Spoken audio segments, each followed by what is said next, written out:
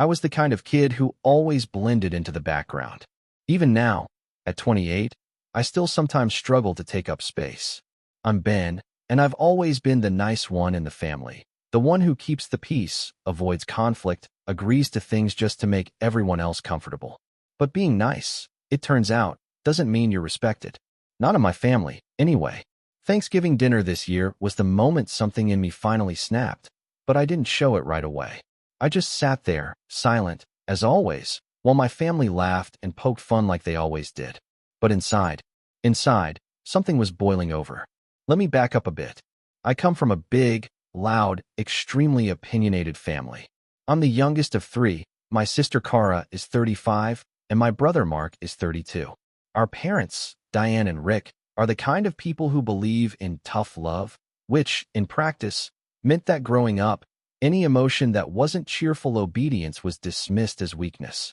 If you got mad, you were dramatic. If you got sad, you were ungrateful. And if you stood up for yourself, you were causing problems. Naturally, I learned early on to just smile and nod. Every family has their roles, right? Cara is the high achiever, always bragging about her consulting job, 3 kids, Pinterest perfect house. Mark is the charmer, though honestly he's just loud and manipulative. He's always got some new hustle going on, always crashing on someone's couch between business ideas. But somehow he's still fun Uncle Mark, who just needs a break. And me? I was the helper. The one who dropped everything to dog sit when Mark had a last-minute emergency trip. The one who always brought dessert to family dinners, even if no one remembered to ask. The one who lent money when people needed it. Quiet, dependable Ben. Thanksgiving was at my parents' house this year. I showed up with a pumpkin pie I made from scratch. I'd been working a lot, 2 jobs actually, but I wanted to contribute. I walked in, and nobody said thanks. My mom gave me a side hug and immediately asked, "Oh, did you bring whipped cream too?" Not hi. Not how are you. Just concern over topping. I shrugged it off, like usual. My threshold for disappointment with them is sky high by now. We all sat down, and things started off normal enough. Cara boasting about her oldest making the gifted program. Mark showing everyone a flashy mock-up of some crypto-adjacent app he's working on. I tried to chime in once, mentioned that I finally paid off my student loans this month. No reaction, just a pivot into how kids today are coddled. But it wasn't until after dinner that things went off the rails. We were sitting in the living room, full and a little buzzed. The conversation turned toward personality types. My mom had seen some video about Enneagrams, or whatever, and everyone started assigning each other roles. It started playful. Cara was the boss, obviously. Mark was the visionary. My dad was the provider, my mom the glue. And then my sister looked right at me and said, "And Ben's the doormat." I laughed, because I thought she was joking. I actually thought it was a joke. But she just smiled and added, "No, really. You are. You let people walk all over you. You never speak up, even when you should. It's like you don't even exist sometimes." My mom didn't correct her. My dad didn't object. Mark chuckled and said something like, "You're lucky though, Ben. Less stress when you don't take anything personally." I sat there, frozen, trying to keep my face neutral. They kept talking, kept laughing, like it was all in good fun. But I could feel something in me cracking open. I'd let a lot slide over the years. Comments, jabs, being excluded from decisions, used for favors. But something about that word stuck to my ribs like bad gravy. Doormat. And the worst part was, I couldn't even defend myself. I just smiled politely, like I always do, and muttered something like, "Guess I need a wash." They laughed. I went home early. For the next few days, I couldn't stop thinking about it. I started going over all the moments in my life where I let people push past my boundaries. Family, friends, even coworkers. How many times I said yes when I wanted to say no. How many times I felt smaller than everyone around me and let it happen because it's easier. That night, I sat in my tiny apartment and made a list. A literal list of every time my family had asked me for something in the last 5 years. It was long. Airport rides, co-signing leases, babysitting, covering hotel costs, helping Mark with his website, helping Cara move, giving my dad advice on his taxes. I'm an accountant, by the way, not that they ever remember what I actually do. I was angry, but more than that, I was tired. Tired of carrying a family that didn't even seem to notice I existed unless they needed something. And then, Exactly 2 weeks after Thanksgiving, my dad called. Hey, Ben. He started, like nothing had happened. Quick thing, do you have a minute? He had that tone in his voice, the one he uses when he's about to ask for something but wants to pretend he's just catching up. I played along, curious. Turns out his business was struggling. Not a huge shock. He owns a small logistics company that's been shaky for years, and apparently they'd lost a major contract. He needed to apply for a bridge loan to keep operations running and had already been denied twice. His credit? Not great. My mom had already co-signed something earlier this year and couldn't help again. Then came the ask. I need someone with solid credit to co-sign this next one, just to show good faith. The bank says it'll really help the approval process. You've always been smart with money. I didn't respond right away. He took that as hesitation. Look, it's just paperwork. You don't actually have to do anything. I'll handle the payments. You won't even notice it's there. I had a flashback to Thanksgiving. My sister's smirk. You're the doormat. And for the first time in my life, I didn't default to saying sure. I didn't offer to meet up to talk more or ask how I could help. I just said, in the calmest voice I could manage, sorry, Dad. Doormats don't sign legal documents. He went silent, completely silent for a few seconds. Then came the stammering. Ben, come on. Don't be like that. You know I didn't mean anything by that. That was just your sister messing around. You know she talks out of turn. We were just joking. Yeah, I said, funny joke. He started to get defensive, saying things like, this is family, Ben. We help each other. That's what we do. But it didn't sound convincing. It sounded like desperation wrapped in entitlement. I told him I had to go and hung up. That was the first time I'd ever told any of them no. The first time I didn't cushion it with an apology or try to soften the blow. I just said no. And it felt terrifying and incredible. A few days later, Mark texted me something vague like, heard about the loan. Kinda cold, man. Kara chimed in too. Dad said you bailed on him. Thought you cared more than that. The irony? They still didn't understand what they'd done. What years of being overlooked and undervalued does to someone. They just saw my refusal as a betrayal. That was when I knew the dynamic had shifted. For the first time in my life, they were the ones shocked by my behavior. What they didn't know, what I hadn't told anyone yet, was that I'd already started preparing for this moment long before Thanksgiving. I'd been working quietly in the background, getting my own affairs in order, making moves they hadn't noticed. And what came next? Well, let's just say the fallout from my no was bigger than even I expected. I didn't hear from my dad for a few days after I turned him down. No calls, no texts, just silence. It was oddly peaceful, like I'd stepped outside a storm that I hadn't even realized I'd been standing in. For the first time, my phone wasn't lighting up with requests. No passive-aggressive texts from Kara asking if I was free this weekend to help move some stuff. No late-night calls from Mark begging for a quick loan or a ride because his car randomly died again. Just silence. And honestly, it felt good. But peace doesn't last long in my family. The silence finally broke 1 week later when I got a call from my mom. She never calls me first. Usually she has me call her to check in, or she group texts me along with my siblings. But this time, it was a direct call. I answered, curious. Her tone was sweet at first. Too sweet. Hi, honey. Just wanted to see how you're doing. Haven't heard from you in a bit. I wasn't about to let my guard down. I've been good, Mom. Just working. Small talk followed, but I could feel it coming. She was circling, warming me up. Finally, she dropped it. Your father's been really stressed. He's barely sleeping. He's working so hard to keep the company afloat, and now with the loan being declined again. I didn't say anything. Just let her trail off. She continued. You know how much he's done for this family. It's hard seeing him like this. He's not getting any younger, Ben. I sighed. Mom, I'm not co-signing. I already told him that. Her voice turned sharper. You're being selfish. That word hit me like a slap. Me? Selfish? You don't understand what this loan means. If the business folds, we lose everything. Your father's reputation, our retirement, your sister's kids' tuition.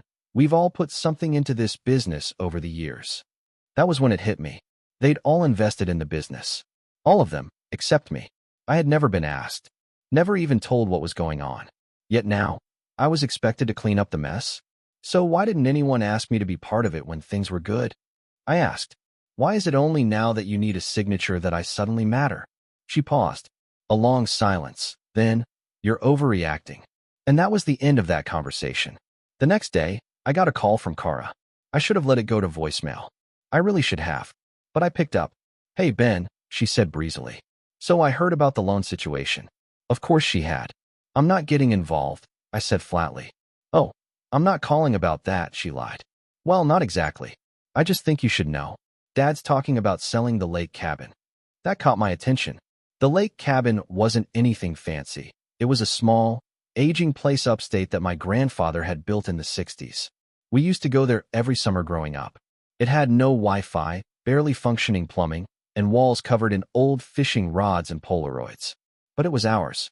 And when Grandpa passed, he left it to all three of us grandkids, me, Kara, and Mark, equally.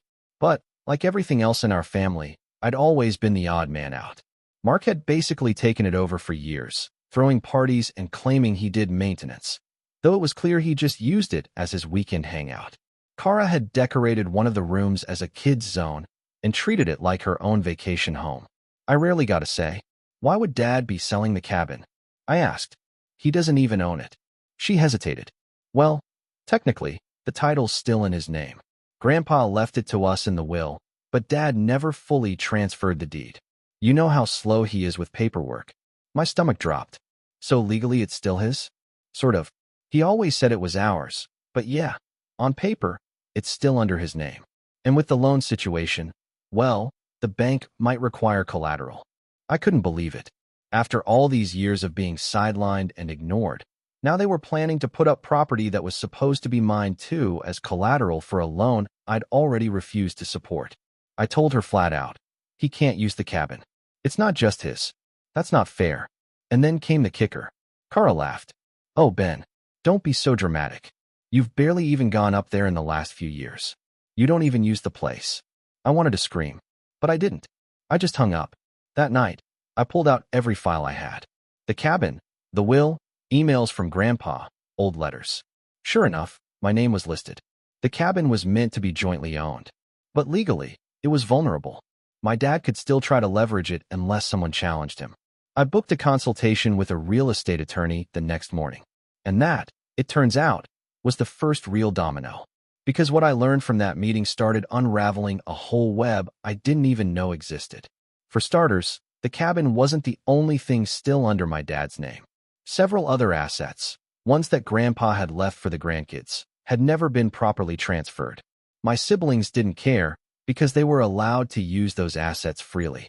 Mark had been driving Grandpa's old Jeep for years.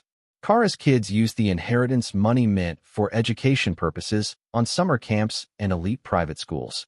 No one had questioned it because it all worked smoothly until now. And I'd been excluded. Not out of malice, maybe, but out of assumption. Assumption that I wouldn't rock the boat, that I'd just go along with whatever they decided. That was when I realized they didn't see me as family. They saw me as furniture. I started keeping a journal, not for emotional reasons, but to document everything. Dates, phone calls, quotes. Something inside me had shifted. I didn't know what I was going to do yet, but I knew one thing for sure. I wasn't going to be quiet anymore. A week later, my mom hosted a Sunday dinner and invited me, which really meant she told me I was expected to come. I almost didn't go, but then I thought, maybe it was time I saw them all face to face. When I got there, everyone was already seated. The atmosphere was weirdly cheerful. Mark was cracking jokes. Kara was showing off photos from some winter recital. My dad stood when he saw me and gave me a big, awkward pat on the back. "Glad you could make it, son." I didn't smile. I just nodded and sat down. We made it halfway through dinner before the topic came up. It started with Mark saying, "So I hear the bank's final decision comes in tomorrow." He said it casually, like he was talking about sports scores. Then my mom chimed in. "We're optimistic, but it'd be a lot easier if the family showed a united front." They were all looking at me. I cleared my throat. Is this the part where I'm guilted into saving the family? No one laughed. My dad leaned forward. "Ben, look, I know things have been tense. I know you feel underappreciated, and I take responsibility for that. But we're in crisis now. This isn't the time for grudges." I blinked. "You mean this isn't the time for me to have boundaries?" He opened his mouth, then shut it. And then, out of nowhere, Kara snapped. "You're seriously going to let pride ruin everything? Dad built that business for us. You've always been the least involved in the family, and now, when we need you the most, you're suddenly high and mighty? Who even are you lately?" I stared at her. Mark added, "Dude, you've always been soft. That's fine. It's who you are. But don't pretend like you're some big shot now. You owe Dad. We all do." I stood up slowly. "You want to know who I am?" I asked. Everyone fell silent. "I'm the guy who fixed your credit, Mark, when you tanked trying to launch a vape business in 2019. I'm the guy who washed your kids for free every weekend last summer, Kara, because your husband was too busy. I'm the guy who filed mom's taxes 4 years in a row without a thank you, and the guy who's been ignored, dismissed, and laughed at every time I tried to be more than just the family's background character." No one said a word. I looked directly at my dad. "And I'm the guy who's done being used." I grabbed my coat. My dad called out, "Ben, don't do this." I turned back. "You already did." And I walked out. But I wasn't finished yet. I didn't sleep that night. Not out of anger, but because for the first time in years, I felt awake. Raw. Exposed. My heart was pounding with everything I hadn't said over the years, everything I'd swallowed just to keep the peace. That dinner, the way they cornered me, the words they threw around like my boundaries were just inconvenient. It finally confirmed what I'd always feared but never wanted to admit. They didn't love me. They loved the usefulness of me. And now that I'd removed that usefulness, I was nothing more than a problem. Still, as satisfying as that moment at dinner had been, walking out didn't fix anything. It didn't erase the ache. The part of me that still wanted to be seen, included, respected, that part was still very much alive. And now it was bruised and angry. I spent the next week in a daze. I'd show up to work, run the numbers, do my job, and come home to sit on the couch and stare at nothing. My apartment was quiet, borderline depressing. I hadn't decorated it in years, just the bare essentials. The same IKEA couch I'd bought out of college. Dishes in the sink. No photos on the walls. I'd spent so long putting everyone else first, I didn't even know what my life looked like without them in it. And then came the email that finally broke me. It was from the bank. Somehow, despite everything, my dad had submitted a new loan application and had listed the lake cabin as collateral. Even though I'd said no. Even though I'd warned Kara. Even though I had spoken up. I called the bank directly. At first, they refused to disclose anything, standard procedure. But once I provided the documentation from my grandfather's will, along with proof that the cabin was meant to be divided between 3 parties, the tone shifted. The loan was still under review, but now it was flagged as disputed property. Still, I was shaking. The idea that my father, after everything, would just go ahead and use the cabin anyway, that was the final nail in the coffin. It wasn't just disrespect anymore. It was betrayal. Legal, deliberate betrayal. I broke down. Completely. I'm not proud of it, but that night, I curled up in bed and cried until I couldn't breathe. Years of being walked on, laughed at, dismissed, used, it all came crashing down. And the worst part? I couldn't even bring myself to tell anyone. I had no close circle, no best friend I could vent to. My whole life had revolved around being the dependable one, the background support, the emotional sponge. And now, I was empty. But hitting rock bottom has a strange way of clearing the fog. The next morning, I got up early, shaved, cleaned the entire apartment top to bottom. I threw away the takeout boxes, dusted off the bookshelf, changed my sheets, opened the windows. I stood in the center of my living room and looked around. For the first time in years, it felt like my space. Then I sat down and made a plan. I had spent nearly a decade in accounting, but always working for others. Small firms, mostly. Helping people with taxes, reconciling books, cleaning up messes. I'd gotten so good at solving other people's problems that I'd never considered solving my own. But now, things were different. I pulled out a notebook and started writing. Every skill I had, every certification, every connection. Then I wrote a question at the top of a fresh page. What would I do if I didn't have to be anyone's crutch? The answer came quickly. I'd start my own practice. Quietly. On my terms. I'd always dreamed of it. Starting my own solo firm that specialized in helping freelancers and small businesses manage their finances. No big corporate nonsense. No flashy branding. Just clean, honest work. But I never dared because, deep down, I never believed I was capable of being the main character in my own life. Now, I was done being a sidekick. I spent the next 2 months building it out. Nights, weekends, lunch breaks, any free time I had. I watched tutorials, designed a basic website, set up an LLC, and filed all the right paperwork. I built a pricing structure, researched competitors, and created templates for onboarding clients. Slowly, I began networking in local forums, joining business Facebook groups, offering free advice on Reddit to establish credibility. I picked up my first client in late January, a self-employed graphic designer who needed help untangling a tax mess. I charged less than I should have, but it was a start. Then came another, a yoga studio owner with 3 years of back taxes. Then a tattoo artist. Then a food truck owner. They weren't huge jobs, but they were mine. And with every email, every invoice, every client thank you, something in me healed.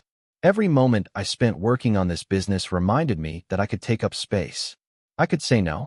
I could build something without permission. I didn't need to ask my family to see me. I could see myself. I kept it all under wraps. No family mentions. No announcements. I stopped responding to the group chat entirely. After the cabin incident, I had expected a storm, angry messages, calls, threats.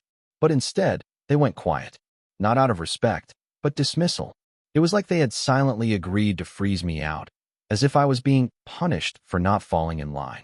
That's when I realized I was finally free. But the final push, the moment that truly solidified the rise, came in mid-March, when I got a call from someone I never expected, my grandfather's old lawyer. "Ben," he said, "I'm reaching out because I found something in your grandfather's files. I was reviewing some estate documents, and I realized there's a letter addressed to you. It looks like it was never delivered." He said he could mail it, or I could pick it up in person. I drove there the next day. The law office was small, tucked between a coffee shop and a used bookstore. Mr. Alcott, the lawyer, handed me the envelope, old, yellowed, but sealed. On the front, in my grandfather's handwriting, "To Ben, for when you're ready." I opened it right there in the office. It wasn't long, just a page and a half, but every word hit me like a brick. He wrote about how he'd always seen how I was treated, how he noticed the way I got talked over at family dinners, how my siblings took without thanks, how I always gave in to keep the peace. He wrote that he admired my kindness, but he hoped I'd learn that kindness doesn't mean erasing yourself. And then he wrote this: "The world will always take from you, Ben, if you never learn to hold the line. But you don't need to become loud to be strong. You just need to be willing to walk away when they stop listening." I cried in my car for a long time after that. It felt like someone had seen me all along. That maybe, just maybe, I wasn't the weak one. I was just surrounded by people who needed me to be weaker so they could feel strong. That was the day I made the final decision. I wasn't going to just rebuild my life. I was going to protect it. I opened a separate business account, finalized contracts with 5 new clients, and reached out to a property lawyer about the cabin. If they wanted to play legal games, I was done being passive. I had a legal right to that property, and I was going to assert it. I even started looking into therapy, something I'd always dismissed before as unnecessary. But now I realized I had work to do. Internal work. Unpacking years of feeling small. Learning how to speak, even when my voice shook. And bit by bit, I started to feel real. Solid. Not just a placeholder in someone else's story. And as I quietly rose, something strange began to happen. My siblings started to notice. It started with Mark. He left me a voicemail, awkward, half apologetic. Something about needing help with an LLC filing for a friend. I didn't respond. Then Kara sent an email. Short and cold. "Dad said you've been making waves. Hope you're not trying to split up the cabin over some petty drama." I replied with one sentence. "I'm asserting my legal rights, same as you would if it were reversed." She didn't reply. But my dad? He hadn't reached out at all. Which, honestly, said everything I needed to know. What they didn't know, what none of them yet understood, was that I had something else planned. Something not petty, not emotional, but strategic. Thought out. Calculated. Because while they were busy calling me selfish, I was building leverage. And soon, I was going to use it. When I was younger, I used to believe that revenge was loud. Yelling matches, storming out, breaking plates, that sort of thing. But as I sat at my desk that April morning, sipping black coffee and reviewing the final drafts of my property dispute claim, I realized something far more satisfying. Real revenge is quiet, strategic, measured. It doesn't need fireworks, just leverage. And I had plenty. It started with the cabin. After confirming with the real estate attorney that my grandfather's will clearly outline joint inheritance, even if the deed hadn't been updated, I officially filed a petition to partition the property. In layman's terms, that meant forcing the cabin to be either legally divided or sold, with the proceeds split among the rightful heirs. The best part? I didn't tell them. I knew my dad would find out soon enough. The moment he got served, probably. And when he did, he'd realize he couldn't use the cabin as collateral anymore. Not unless I agreed to it. Which I wouldn't. Not now. Not ever. But that was just the beginning. Over the past few months, while building my business and slowly untangling the knots of codependency, I'd also been digging through years of financial records. My family, for all their self-righteous posturing, had left a messy paper trail. For example, remember how Kara's kids got into those elite private schools? Turns out, part of the tuition was paid through an education fund my grandfather had set up for all his grandchildren. It was supposed to be split 3 ways. But based on the withdrawals I'd traced from the fund statements, nearly 90% of it had been used for her kids alone. I printed out the records, highlighted the numbers, made copies. I also pulled documentation from the time I'd lent Mark $2,000, money he never paid back, and dug up emails showing I'd helped him clean up his credit, co-sign on a short-term apartment lease, and even transfer a car title into his name after some shady situation involving parking tickets. I had emails, texts, even a Venmo note labeled loan, please pay back. Again, I printed everything. Not to confront them with yet, but to prepare. I wanted my own little arsenal of truth. Facts they couldn't spin. Evidence they couldn't dance around. I was tired of their games. But the real turning point came when I decided to take a closer look at my dad's business. The very one he'd begged me to co-sign a loan for. Thanks to public records and some clever use of LinkedIn and business directories, I found out that not only had his company been hemorrhaging money for years, but they'd also been taking out short-term high-interest loans just to keep payroll afloat. Worse, one of the business's side ventures, a logistics software platform he had sunk tens of thousands into, was partially funded by family investment. Only, no one had ever asked me to invest. So where did the money come from? That's when I found it. A quiet little transaction from 3 years ago, labeled as a family emergency, withdrawal from a mutual fund that had my name attached to it. One my grandfather had set up in my name when I was a teenager. I'd never touched it. I didn't even remember it existed. But there it was, emptied in a single transfer. Gone. I stared at the screen for a long time. They'd taken my money. Without telling me. Without asking. Without even pretending to include me. I remember standing up, pacing my apartment, trying to breathe through the rush of heat flooding my chest. For all the things they'd called me, for all the times they'd laughed behind my back, dismissed me, treated me like a doormat, they hadn't even seen me as human enough to deserve a heads up before stealing from me. That was when my plan solidified. It wasn't going to be about getting even. I wasn't interested in screaming matches or dramatic family showdowns. I didn't want to yell. I wanted to be done. But I wasn't walking away empty-handed. So I did what I do best. I made a list. Step 1. Partition the cabin. Already in motion. Once the court approved it, the family would either have to buy out my share or sell the property altogether. Either way, I'd finally get what was mine, and they'd have no leverage left. Step 2.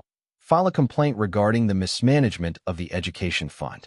I wasn't planning to sue anyone, but a formal complaint through the proper channels, the bank that managed the fund, would trigger an audit.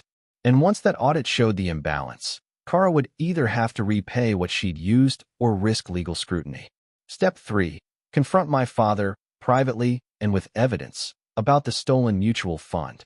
I didn't want the money back. It was long gone. But I did want acknowledgement. And more importantly, I wanted to make it clear that if he ever used my name or assets again without permission, I'd go public. Quietly. Legally. And I had every piece of proof I needed to burn that bridge completely if he forced my hand. Step 4. Protect my future. This part was more personal. I updated my legal documents, will, power of attorney, everything. I removed all family members from emergency contact forms. I added a clause to my business stating that no familial financial involvement would ever be accepted without dual written consent. Then, I got a new phone number. I didn't delete my old one, but I turned off the ringer, put it on silent. Any call from family went straight to voicemail, where they were greeted with a new message. Hi, this is Ben. If you're calling regarding personal matters, please email me instead. If this is family, and you're calling about money, I'm not available. It was petty, and it was perfect. I told no one about my moves. Not even the lawyer I worked with knew the full picture. I kept it all airtight, meticulous, professional. Because the goal wasn't to destroy them, it was to detach.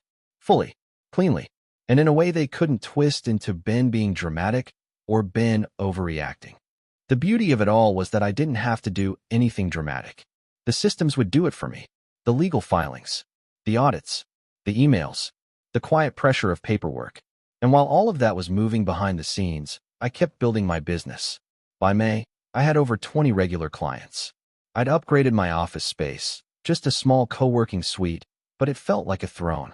I replaced my worn-out couch, hung framed art on my walls, took a solo trip to Colorado, hiked, took photos, smiled for real in a selfie for the first time in years. I was living, not waiting to be useful, not hoping to be liked, just living. And then, just as I was beginning to feel settled, the text started up again. This time, it was Kara, then Mark, then my mom. Vague at first, then increasingly frantic. Kara, you need to call Dad. It's urgent. Mark, dude, what are you doing? You're tearing the family apart. Mom, Ben, please. This has gone too far.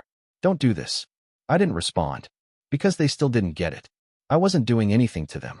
I was simply refusing to be the cushion that made their bad decisions feel soft. But I'll admit, part of me wondered what exactly had triggered the panic. I didn't have to wonder for long.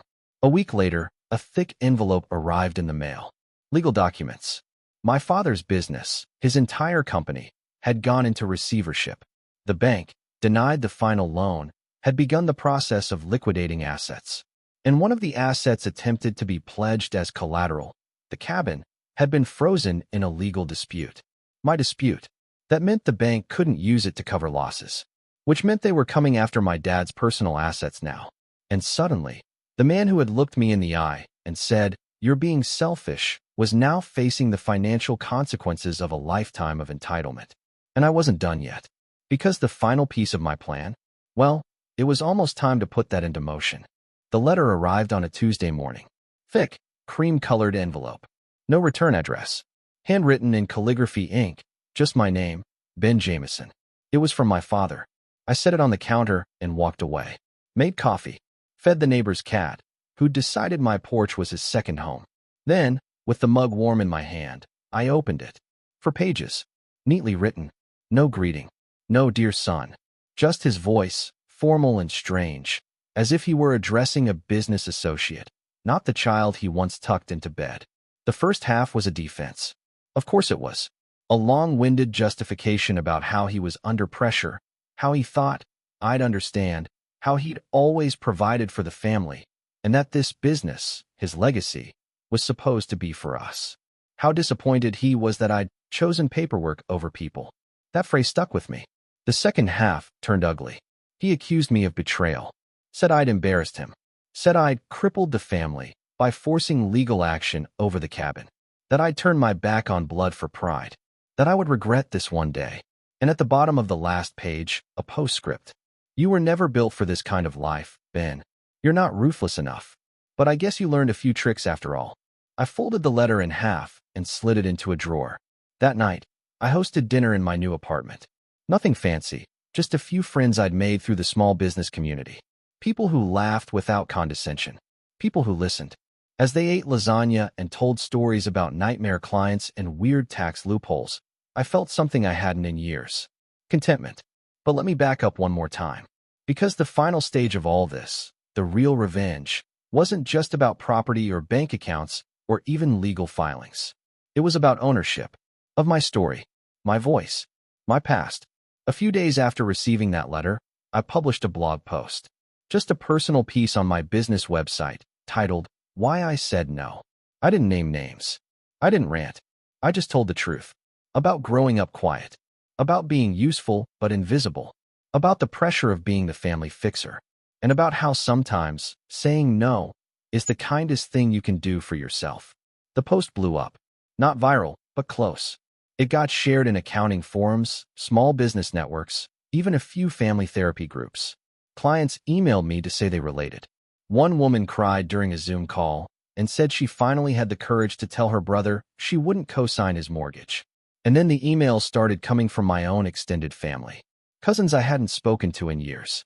Aunt Diane from Oregon, even my mom's estranged brother, Uncle James. They all said the same thing. We knew how they treated you. We just didn't know what to say. Uncle James added, your grandfather would have been proud. Meanwhile, the legal gears kept turning. The bank officially foreclosed on my father's business in early June. The warehouse, trucks, and inventory were auctioned. The software platform was sold for pennies. My mother moved out of their 4-bedroom home into a 2-bedroom condo on the edge of town. I heard this not from them, but from a mutual family friend who still occasionally checked in. The cabin? The court approved the petition. When my siblings learned they'd have to either buy out my 1/3 share or agree to sell, they panicked. Kara begged me for a private agreement, offered to make things right if I withdrew the court case. I told her calmly, we're past that point. Mark, of course, sent a flurry of texts trying to guilt me, accusing me of breaking up the last thing we had from Grandpa. I didn't reply.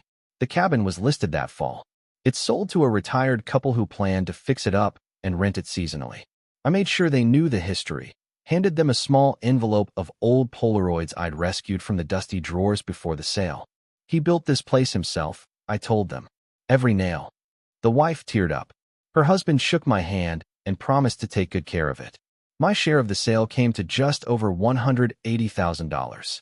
I used part of it to open a scholarship fund in my grandfather's name for young accountants from underserved communities. The rest went into expanding my practice. I hired an assistant, rented a bigger office, and created a mentorship program for freelancers who wanted to understand finances without being intimidated.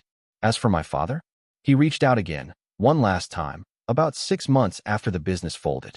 Another letter. This one shorter. Still no apology. Just, you made your point. I hope you're happy. Just remember who fed you, who clothed you, who gave you everything. Family doesn't owe each other. They support each other. I read it once, then fed it to the shredder. Because here's the thing, I was happy, not in the gloating, victorious, I got mine kind of way, but in the quiet, steady kind of way that comes from walking away from chaos and realizing the silence is beautiful, peaceful. I never wanted to destroy my family. I just wanted to be seen, heard, respected. But when that didn't happen, I did what they never expected me to do. I stood up. I stepped out. And I made a life of my own. I don't think they'll ever really understand what they lost. The value of a quiet son who would have done anything for them if they'd only treated him like he mattered. But that's okay, because I no longer need their understanding, and I no longer need their permission. I am no longer the doormat, and I don't answer the door anymore.